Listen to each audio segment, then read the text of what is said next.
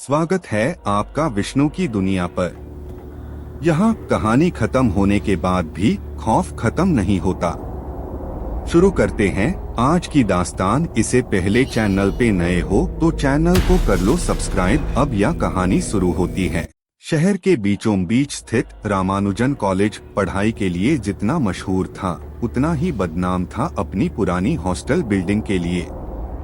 यह बिल्डिंग पिछले 10 सालों से आधिकारिक रूप से बंद थी, लेकिन उसके किस्से, अफवाहें और चीखों जैसी कहानियां नए नए स्टूडेंट्स के बीच डरावने ताज की तरह घूमती रहती थीं।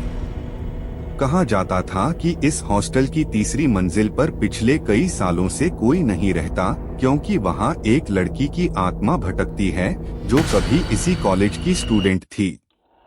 कुछ कहते थे कि उसने आत्महत्या की, कुछ कहते थे कि उसका बेरहमी से कत्ल हुआ, लेकिन सच्चाई कोई नहीं जानता था।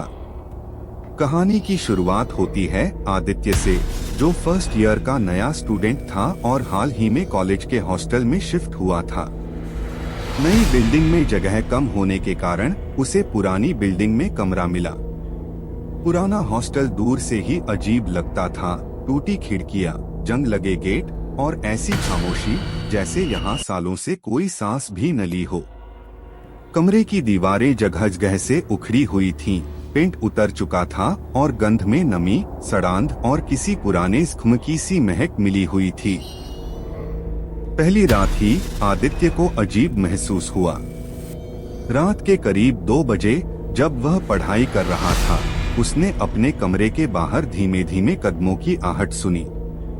ये आवाज सीधी उसकी ओर बढ़ रही थी। ठक ठक ठक। उसने दरवाजा खोला। बाहर कोई नहीं था, सिर्फ लंबा अंधेरा कॉरिडोर और दूर एक टिमटिमाती ट्यूबलाइट जो हर कुछ सेकंड में बुझने जैसी हो रही थी। वह सोच ही रहा था कि पीछे से हल्की सी फुसफुसाहट आई। यहाँ मत रहो। उसने झटके से पीछे मुड़कर देखा, लेकिन कमरे में सिर्फ उसका बैग और किताबें थीं। उसने दरवाजा बंद किया, लेकिन खटखटाहट फिर शुरू हो गई, इस बार और तेज, जैसे कोई दरवाजा तोड़ने की कोशिश कर रहा हो। अगली सुबह आदित्य ने अपने रूममेट रोहित को बताया तो रोहित ने हल्के से हंसते हुए कहा, अरे ये तो नॉर्मल है। यहाँ तीसरी मंजिल वाली स्टोरी सुनी है? शायद वही होगी। आदित्य ने हंसने की कोशिश की, लेकिन उसकी आंखों में नींद नहीं थी। रात की याद अब भी ताजा थी। कुछ हफ्तों बाद दिवाली की छुट्टियां आ गईं। ज्यादातर स्टूडेंट्स घर चले गए। हॉस्टल लगभग खाली था। सिर्फ आदित्य, रोहित और उनके 3-4 दोस्त बचे थे। खाली बिल्डिंग का माहौल खुद में डर पैदा कर रहा था। हॉल में उनकी परछाइयां लंबी और टेढ़ी दिखती, सीढ़ियों में उनकी आवाज कई बार गूंजती। एक रात बोरियत में सबने तय किया कि तीसरी मंजिल पर चलकर देखते हैं, आखिर सच में वहां कुछ है या नहीं। सीढ़ियों के पास एक पीली बल्ब की हल्की रोशनी थी। ऊपर बढ़ते ही हवा ठंडी हो गई, जैसे किसी ने अचानक चारों ओर बर्फ फैला दी हो। तीसरी मंजिल पर पहुंचते ही एक अजीब बदबू आने लगी, नमी, जली हुई रबर और लोहे में लगी खून जैसी गंध। कॉरिडोर लंबा और सुनसान था। दीवारों पर पुराने फटे पोस्टर चिपके थे। अचानक रोहित ने एक दरवाजा धकेला, चर्रर की आवाज के साथ वह खुला। अंदर अंधेरा था।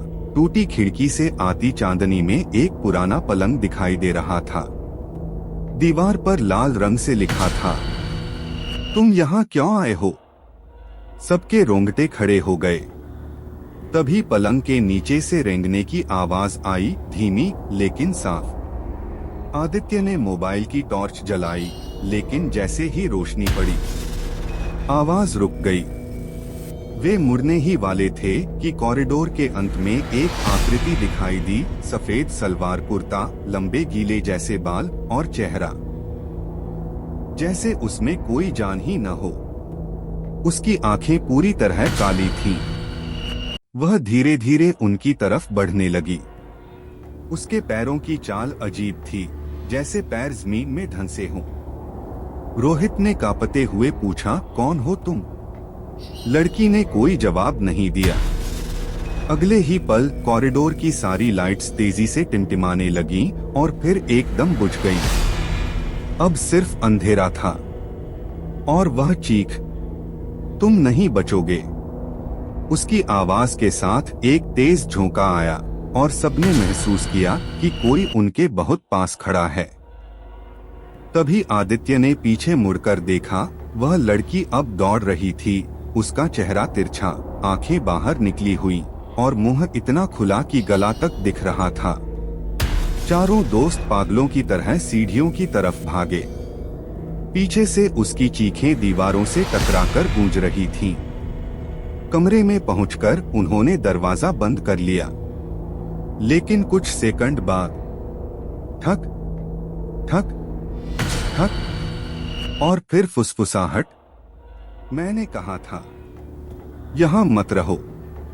अगले दिन वार्डन ने बस इतना कहा, तुमने जो देखा वह यहीं मरी थी, और जो कोई भी तीसरी मंजिल पर जाता है वह हमेशा उसकी लिस्ट में जुड़ जाता है। आदित्य ने फिर कभी ऊपर जाने की कोशिश नहीं की, लेकिन कई बार आधी रात को वह अब भी वही धीमे कदम सुनता है। ठक ठक ठक और फिर हल्की हंसी।